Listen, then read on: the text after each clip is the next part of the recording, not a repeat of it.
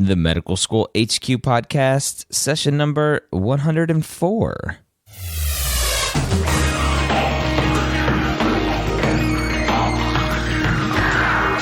Hello, and welcome to the Medical School Headquarters podcast, where we believe that collaboration, not competition, is key to your pre-med success. I am your host, Dr. Ryan Gray, and in this podcast, we share with you stories, encouragement, and information that you need to know to help you on your path to becoming a physician. Thank you for joining us. Thank you for being part of our 104th episode here at the Medical School Headquarters podcast. Now, if you do the math, 104 divided by 2, or divided by 52, is 2. This is our 2-year anniversary, and for that, I'm going to play you something. Hello, and welcome to the inaugural Medical School HQ podcast. I'm your host, Ryan Gray.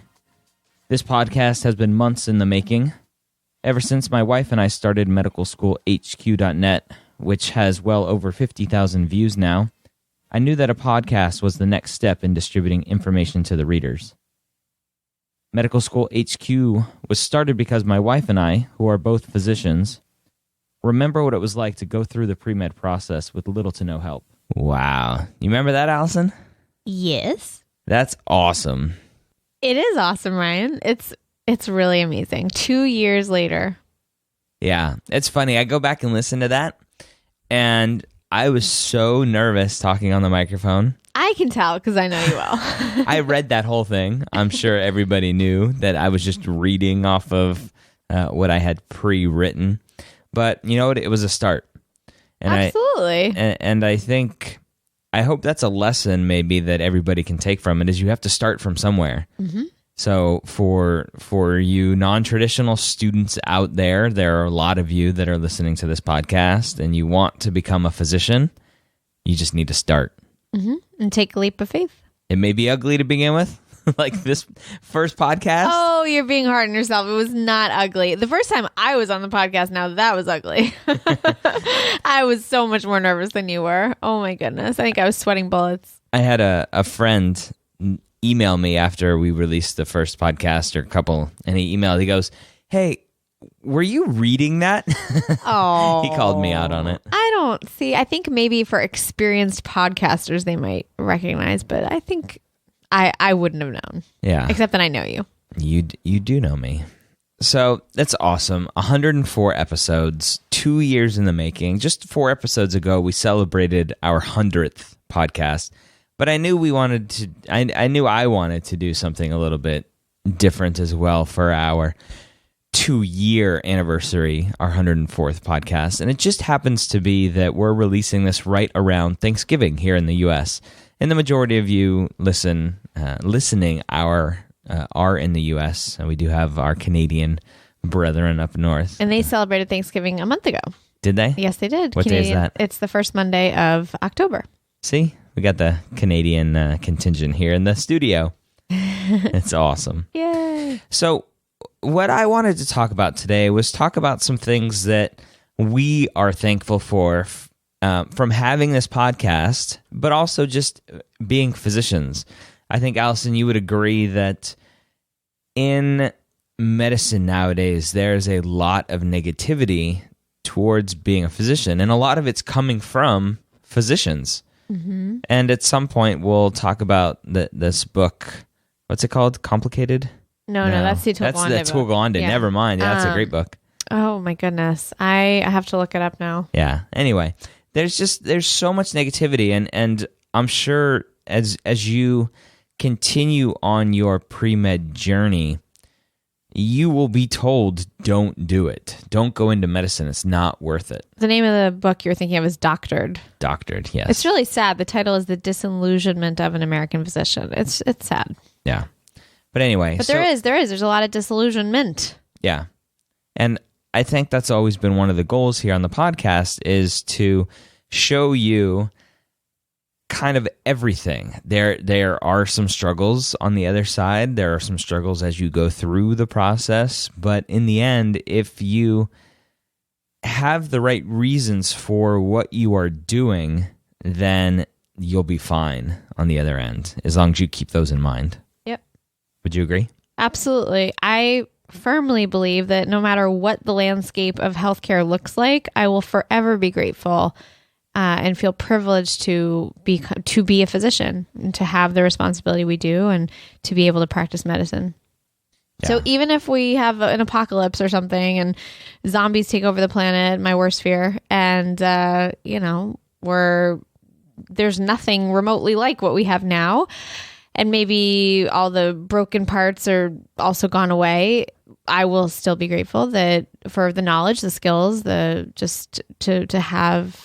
be a physician. There's a lot that's rewarding, and I am thankful for that. That is awesome. So what I want to do, I want to first, I'm going back to need a hot tub time machine. Hot tub time machine. So listening to that initial podcast, it said we'd have over 50,000 page views, I think, at that time. We're over 600,000 now page views. What? We're over 200,000 podcast downloads. That's so cool. Which is amazing. And we continue to grow every day. And a lot of that is because you that are listening right now, you continue to give us great feedback. We have over 220 5-star ratings in iTunes, which is amazing. There are so many established, amazing podcasts out there that have nowhere near that. And so for you taking the time to go to medicalschoolhq.net/iTunes and leave that rating and review, which we ask for typically at the end of every episode, 220 plus of you have done that. And I want to thank you for that. So I am thankful for you. I am but as well. You are also going and sharing that content because we couldn't grow without you sharing it. So you are going and telling your classmates. You're going and putting it on Twitter and Facebook and wherever else, letting people know, hey, stop reading SDN. Go check out the podcast over here. So we thank you for that. I love too recently how you posted on Facebook, Ryan, and asked a question about where, or maybe it was Twitter. I never know. But you asked people where are they listening, and people were taking pictures of where they listen, and it was so cool. People were posting pictures of their dashboard because they listen in the car, and it's awesome. One person tweeted that she was listening while cleaning, right? Which was awesome. And that was at the end of the last podcast. I think I said, hey, send us a picture while you're listening to this right now. Right. And we got a bunch of good ones. Well, and that's the beauty of podcasting. You can listen anywhere. You can. So let's talk about the things that we are thankful for in general. And let's just start with being a physician. Allison, what are you thankful for about having that MD in your case, or a DO at the end of your name, and being able to call yourself a physician?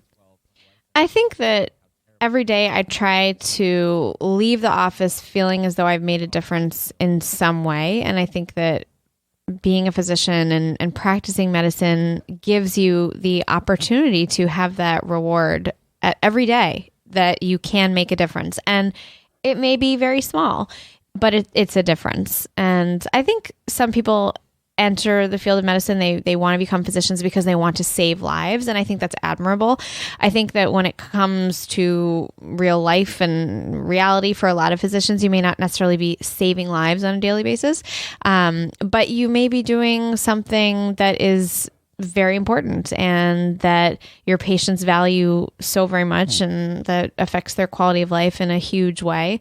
And so that's, I think, the thing I value most, that I can hopefully every day leave the office, besides all the stuff that we complain about, the paperwork, the this, the that, the administrative stuff, the bureaucratic red tape, the insurance companies, blah, blah, blah. The point is that all of that fades away into the background when you have a patient sitting with you and telling you, you know what, it's really so amazing that I used to have headaches every single day, and now I can live my life again. And I'm headache free. I mean, that may seem really small and insignificant, but for somebody who's dealing with debilitating migraines or something like that every single day and they're feeling like they can't function, for them to say, "You fixed me. I feel like a new person." I can't even tell you. That brings me joy. That brings me so much joy. And especially, I have to add, as a neurologist, Ryan likes to make fun all the time about how I just sit in my chair and diagnose people, but don't actually have anything to offer. And that's not so true. That's not true. And the other thing I think, particularly when I was more heavily inpatient, now I do a lot of outpatient work, but inpatient, when you're seeing people who are dying and are at the end of life, and you're trying to help their family through one of the worst times ever, and you're trying to just be there, be that sort of that constant presence in the background or in the foreground, who can just try to help educate and reassure and just be there and help ease suffering and try to help that person have a dignified death. I mean, something like that. So very different at the very other end of the spectrum. For me, that is so rewarding. Again, just being able to make a difference. And it comes in so many different ways, shapes and sizes. I think as a pre-med, I couldn't contemplate all that being a physician and practicing could mean in terms of making a difference. That's awesome. You know, one of the biggest things I think I am thankful for, that I enjoy, is the ability to not necessarily cure somebody, because in my job, I'm not really curing people. I see people for kind of everyday mundane stuff as a primary care doctor. But my ability to reassure patients that everything's going to be okay. And that is such a huge part of healing in of itself. The reassurance that what you are struggling with right now is a viral illness. You don't need antibiotics. You don't need a Z-Pack. You don't need this. You don't need that. Just go home, good old-fashioned rest and fluid intake and some good old warm chicken noodle soup, and you'll be fine after a couple of days. The body is a miraculous thing that is able to heal itself most of the time. And I think a lot of physicians are scared to stand and put their foot down and go, "No, you are fine.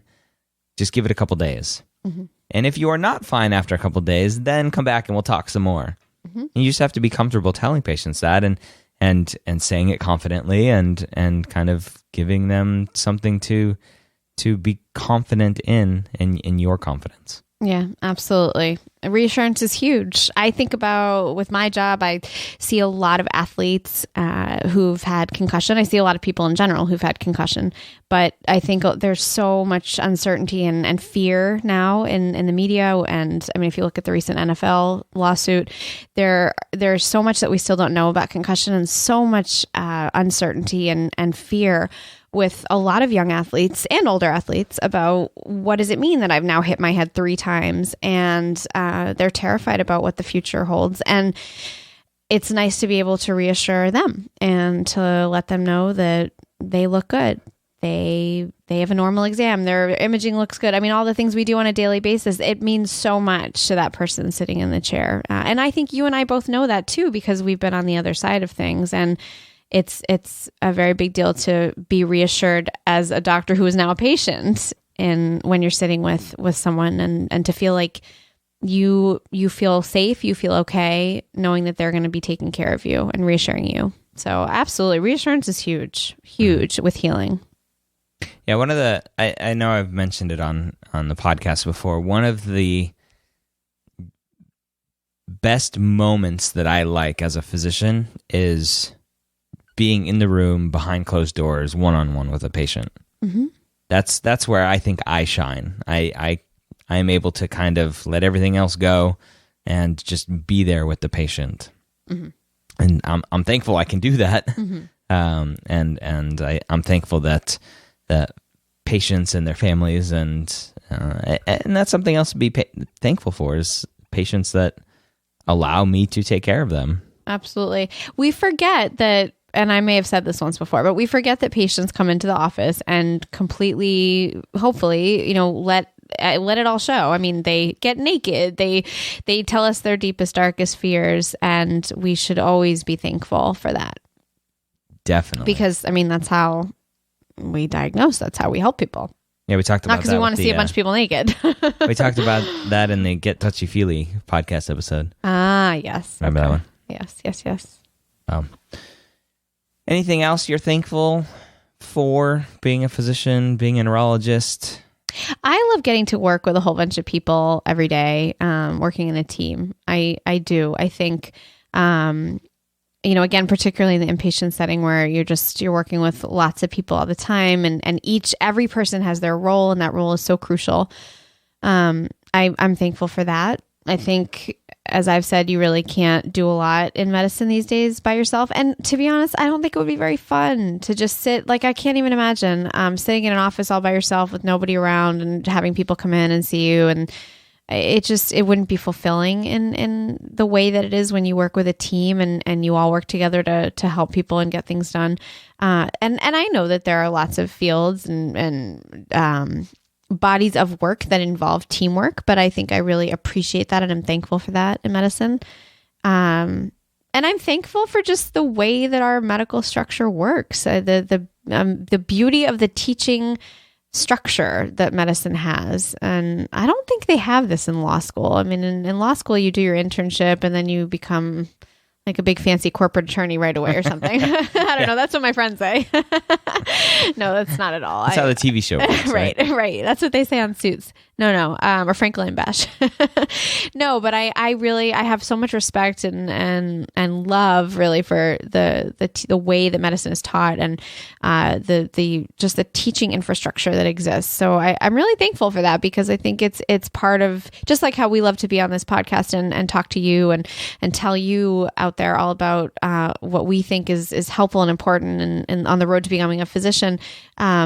It's in the same way when you're in the hospital and you're teaching medical students and residents, you're helping grow the next generation of physicians, helping to pass on knowledge and make things bigger and better all the time. So I'm thankful for that too. Yeah, that's awesome. I love being able to share all that. And it's amazing that we get these reviews that I talked about earlier, over 220 ratings, and we get reviews. The last couple reviews have talked specifically about our podcast helping students get into medical school. Right? So one here from C. John F. says, "You can count this longtime listener as yet another student you've helped get accepted to a great MD program." I know, that is so awesome. That is goosebumps. That's amazing. Yeah. That is so cool. It's awesome. And there was another one. I can't find it right now. There was another one just recently as well that they got into medical school as well. So if you're just starting out listening to this podcast, go back, start at number 1, even though it was pretty terrible. Oh, you are so hard on yourself. It's ridiculous. I think you should all tweet Ryan and tell him it really wasn't that bad, because it really wasn't. He won't believe me. Go start at number 1 and listen. And I would almost guarantee you that the information that you'll get from the podcast will help you get into medical school. Yeah. And congratulations to all of you out there who are listeners and have gotten into medical school. It's so amazing. And we're so honored to have been part of your journey and to have provided you help along your way. And thank you for letting us know. You have no idea how we dance around the living room. We get so excited when we hear that one of you out there has gotten in, maybe because of something that we said, or some advice that Ryan was able to get from somebody he interviewed.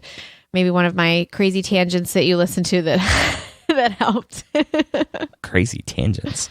I digress. I'll offer this guarantee: if you listen to all 104 podcasts and you don't get into medical school, we'll refund you the money that you paid for the podcast. Ryan, the podcast is free. Oh, it's free. Good job.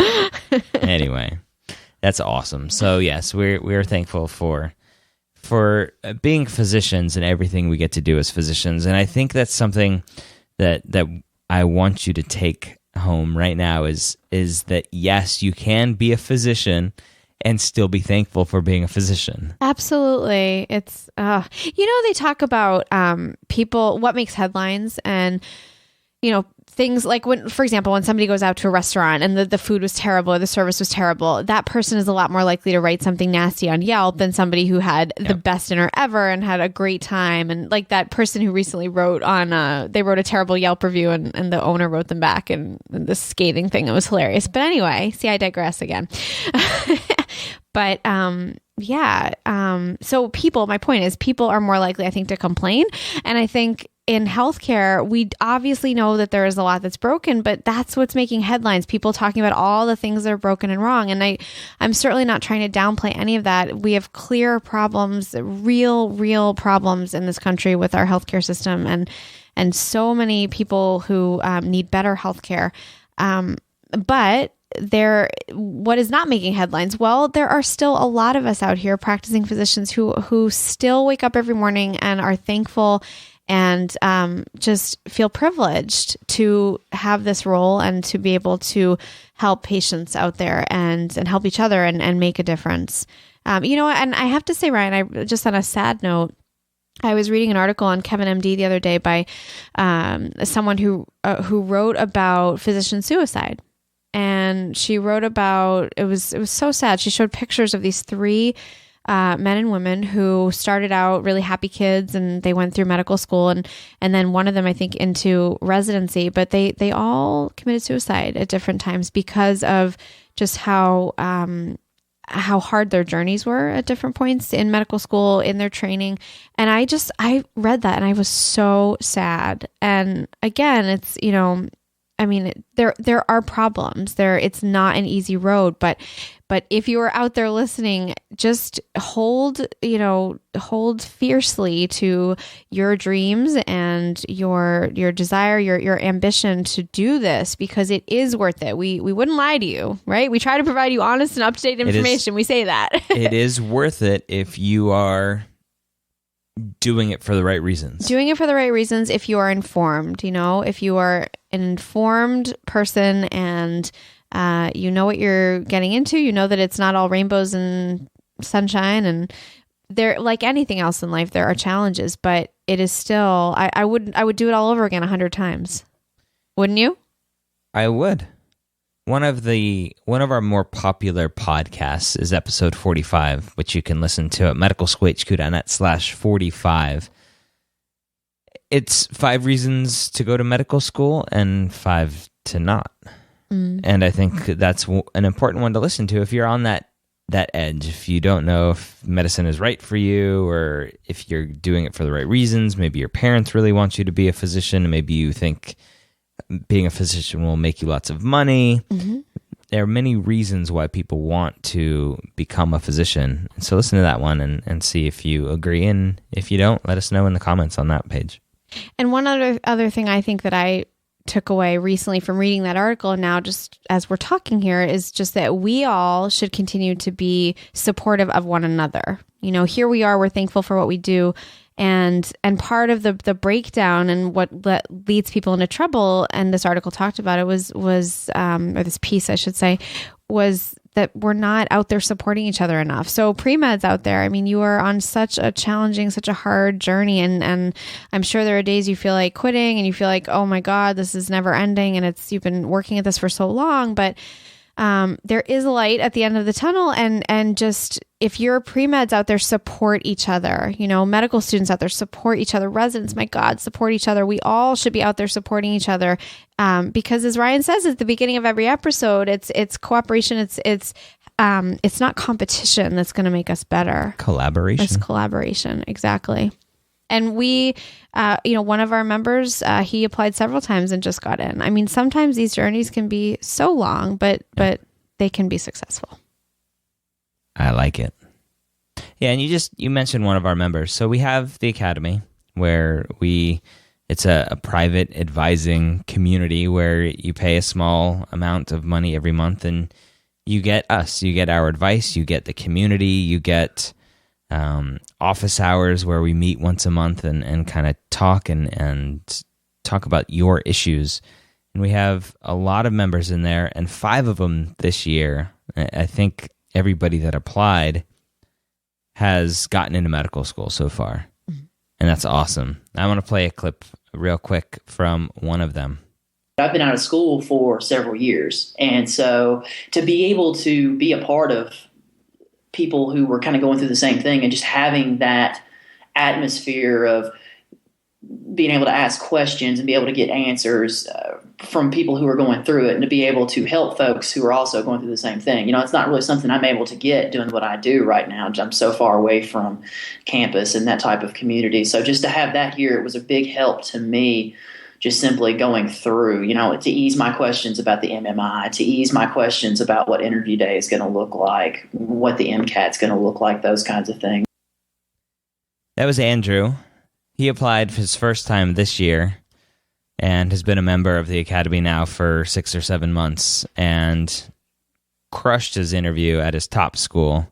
And we'll probably go there. He's got a couple other interviews coming up as well. So that's awesome. Andrew, if you're listening, congrats again. Congrats. We had Brian that got into medical school. Melissa got into University of South Carolina. We have Amanda got into medical school. So just awesome. So go to jointheacademy.net if you have no idea what we're talking about when we talk about this community. We talk about the Academy. Go to jointheacademy.net. Check it out. We will review your personal statements. We do mock interviews. We'll meet once a month for office hours. It's been an awesome journey with these students, and I hope you listening that are applying next year, jump on board now, and we'll get you started for next year. Allison. Ryan. I think we'll make this a short episode this week. Okay. You have anything else to say? I wish you all a very happy Thanksgiving. Eat lots of turkey. Or if you're vegetarian, have lots of tofurkey. Tofurkey. No, really. It's good. Whatever. It's good. I'm excited. I love Thanksgiving. It's the stuffing, the turkey. So of course, it has to be gluten-free stuffing now. But here's my motto. Or here's what I say. Yeah. There's a reason we only eat turkey once a year. Why? Because it's not good. Maybe that, or just makes you sleepy. I don't know. I'll tell you, my favorite food is not turkey on Thanksgiving. It's other stuff. It is actually the stuffing. And I'll tell you, since I've had to be gluten-free, I can't find a very good gluten-free stuffing. So if you're out there and you also have to eat gluten-free, please let me know if you know of a good gluten-free stuffing, because I miss the stuff I used to have. And that and sweet potatoes and I'm getting hungry. That's awesome. I do want to take a second and thank the several students that left us more 5-star ratings and reviews in iTunes, medicalschoolhq.net/iTunes, if you have not done so yet. We had Rashawn B. from the U.S. say, as a non-traditional pre-med, I wish I'd found this earlier, which is awesome, says invaluable. Tassila, a.k.a. Neurosapiens, says arcane information. I think I talked about this one last week, but it was just awesome. The Chris Person says outstanding. C. John F., who I mentioned earlier, says real solid advice. He got into medical school. Congrats, C. John F. Hopeful Doc was the other one that got into medical school. Says incredibly insightful resource for pre-meds and beyond. These podcasts helped me get into med school, and I'm certain they can help other students along the journey as well, which is awesome. And then another Canadian 5-star rating interview says AMA 0826, and they say amazing, wonderful podcast. So again, thank you for those 5-star ratings and reviews. medicalschoolhq.net/iTunes, where you can leave us a rating and review. Even if you don't listen in iTunes, it's awesome if you go to iTunes, leave us a rating and review there, because iTunes is really where the majority of people listen to podcasts. But if you're on Stitcher, you can leave us a rating there as well. We'll take anything and everything. It's awesome. Shoot me an email, ryan@medicalschoolhq.net, if you have any questions about joining the Academy. If you're looking at more private coaching and advising, give me an email, ryan@medicalschoolhq.net. And just like last week, shoot us a picture on Twitter @medicalschoolhq. Where do you listen to this podcast mostly? Send us a picture where you're at. We had one from Puerto Rico. We had a couple dashboard pictures. We had one cleaning, which is awesome. So we enjoy those. We love seeing that. Go to medicalschoolhq.net/104 and let us know what you are thankful for. Again, medicalschoolhq.net/104. Tell us what you're thankful for. I'd be interested to see whether it's your ability to go to medical or get into medical school, your ability to be pre-med, whatever it may be. Come share your thankfulness there. So, as always, I hope you join us next time here at the Medical School Headquarters.